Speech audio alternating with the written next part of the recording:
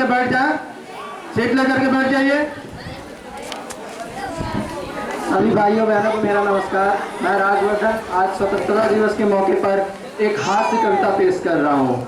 अगर इसमें कोई त्रुटि हो तो मुझे क्षमा करें। इतिहास परीक्षा थी उस दिन, चिंता से हृदय धड़कता था। जब से जागा था सुबह से बायां नैन फड़कता था। जो उत्तर मैंने याद किए उसमें से आधे याद हुए, वो भी स्कूल पहुंचने तक यादों में ही बर्बाद हुए। जो सीट दिखाई दी खाली उस पर ही जा बैठा।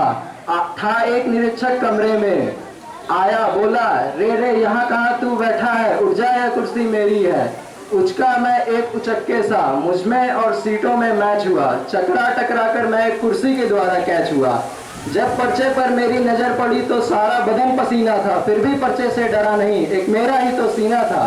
बस मैंने कापी के बरगद पर कलम कुल्हाड़ी दे मारा, पल में कर दिया सारे प्रश्नों का प्यारा नारा।